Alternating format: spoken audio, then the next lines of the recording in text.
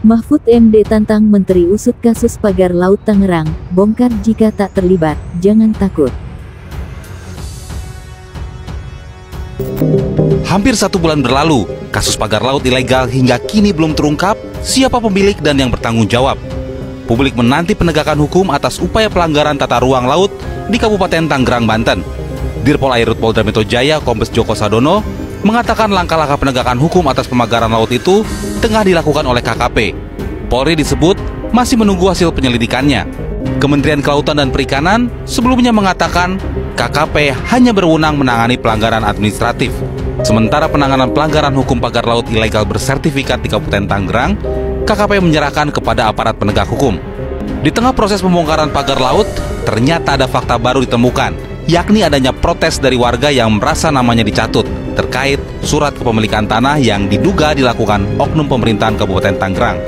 Salah seorang warga desa Kohot bernama Nasrudin mengaku para terduga oknum mafia tanah melakukan pembuatan surat hak guna bangunan lahan bibir pantai dengan mencatut nama warga setempat yang berpura-pura mengumpulkan fotokopi identitas untuk tujuan tertentu.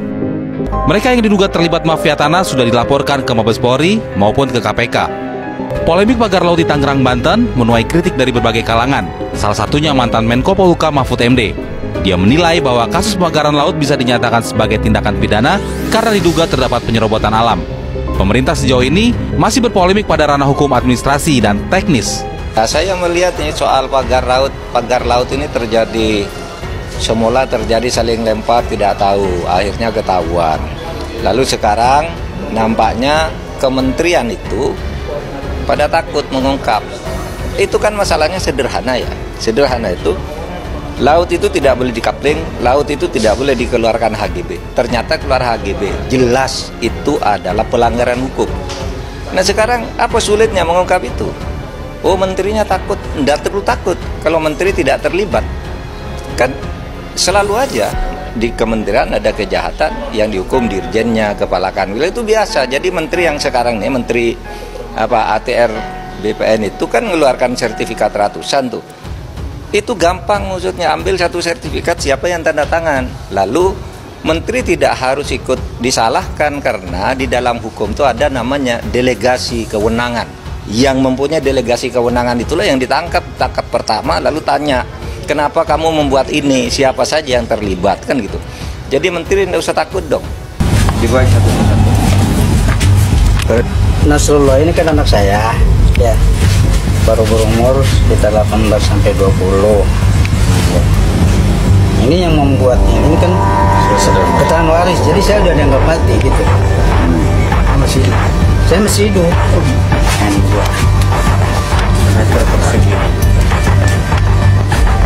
Tapi sebelumnya Bapak itu punya lahan di daratan atau? Saya sama sekali nggak punya Pak, semeter pun saya nggak punya. Di laut. Kalau di daratan? Di darat pun saya nggak punya. Apalagi itu di laut. Itu laut kan laut negara Pak. Tapi tiba-tiba ada penerbitan itu Pak. Itu Pak. Dari diri Bapak pribadi sendiri, Bapak merasa dirugikan nggak sih dengan adanya hal ini? Merasa.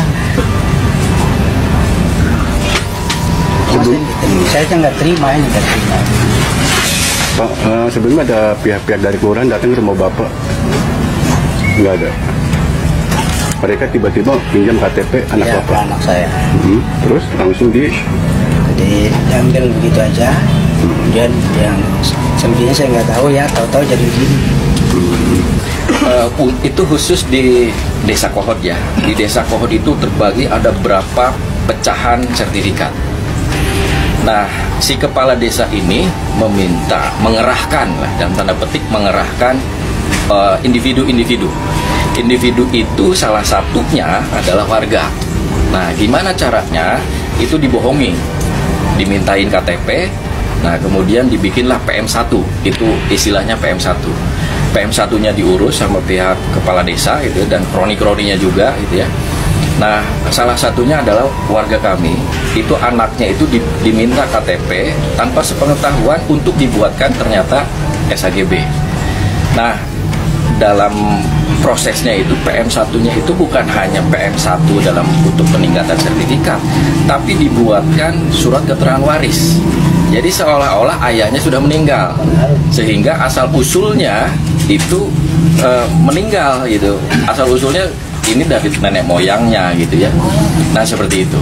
Kemarin saya juga melihat di mana itu di DPR Bu siapa? Bu Titik Soeharto memimpin rapat kan, minta penyelesaian ke Pak KKP Trenggono, ditawar 20 hari, ada yang nggak setuju, belum tentu selesai 20 hari. Itu belum tentu selesai proses hukum pidananya. Kalau untuk tahu bahwa itu salah, itu nggak perlu 20 hari, seminggu aja bisa. Kami salah, ini yang keluar sekian, kira-kira yang harus ditanya ini, baru masuk ke proses hukum, itu yang lama. Kalau cuma untuk KKP menyelesaikan secara internal bahwa ini nomor sekian ini salah, ini salahnya di sini, itu paling lama seminggu bisa kok. Tapi ini ada yang membela, itu belum tentu cukup 20 hari, belum tentu cukup sekian bulan. Salah, itu gampang kok.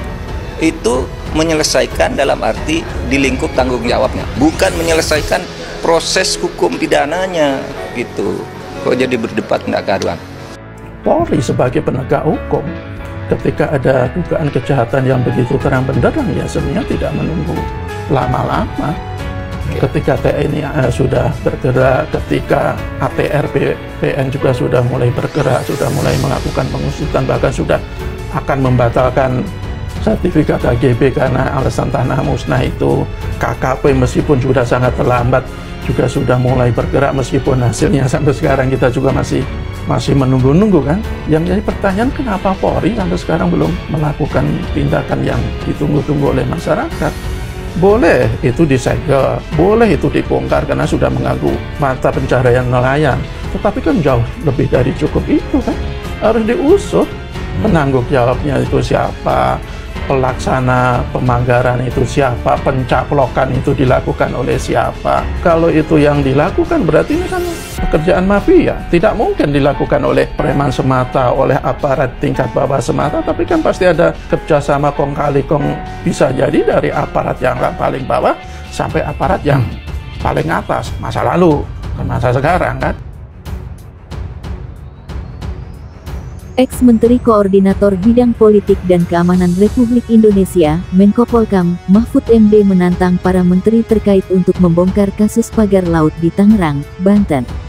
Mahfud mengatakan kasus pagar laut Tangerang mengandung tindak pidana. Jika para menteri tidak terlibat, kata Mahfud, seharusnya pengusutan kasus dapat dilakukan dengan cepat dan tuntas. Menurutnya, sosok yang harus bertanggung jawab atas pagar laut tersebut yakni aktor intelektual, pelaku, dan peserta yang memiliki niat ikut terlibat. Menteri-menteri yang kementeriannya terlibat dalam pembuatan izin dan HGU pagar laut tak harus takut. Yang bertanggung jawab secara pidana adalah aktor intelektual, pelaku, dan peserta yang ada niat, tulis Mahfud dalam akun X dulu Twitter @mohmahfum pada Senin tanggal 27 Januari tahun 2025. Menurut Mahfud, pejabat bawahannya lah yang harus bertanggung jawab secara pidana. Hal ini karena mereka dianggap menerima delegasi wewenang. Yang bertanggung jawab secara pidana adalah pejabat bawahan yang menerima delegasi wewenang. Jadi, kalau merasa tak terlibat ya bongkar saja, Pak Menteri, kan banyak kasus yang dihukum hanya dirjen atau pegawai bawahnya yang langsung berkolusi, jelas Mahfud. Alih-alih untuk menjaga marwah institusi, tindakan anti pengusutan ini justru berdampak buruk bagi rakyat dan negara.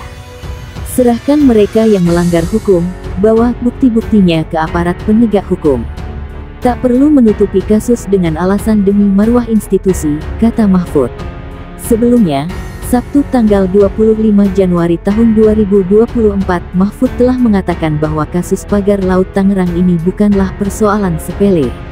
Pasalnya, dalam perkara ini terkandung penyelewengan hukum seperti dugaan pembuatan sertifikat ilegal hingga dugaan kolusi dan korupsi. Hal ini jelas-jelas terlihat nyata, terlebih panjang pagar laut Tangerang ini tidak main-main. Panjang pagar laut Tangerang mencapai 30,16 km atau setengah panjang dari jalan tol Jagorawi.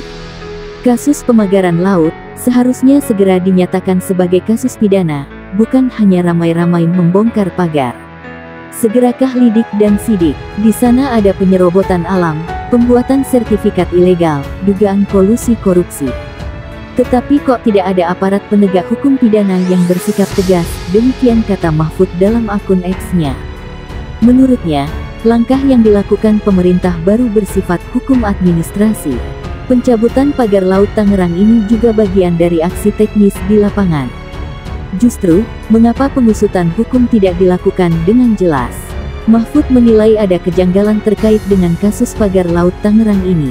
Langkah yang diambil pemerintah atas kasus pagar laut Tangerang baru bersifat hukum administrasi dan teknis. Padahal tindak pidana jelas, merampas ruang publik dengan sertifikat ilegal. Pasti ilegal melalui kolusi korupsi. Aneh, belum ada penetapan lidik dan sidik sebagai kasus pidana, tegas Mahfud.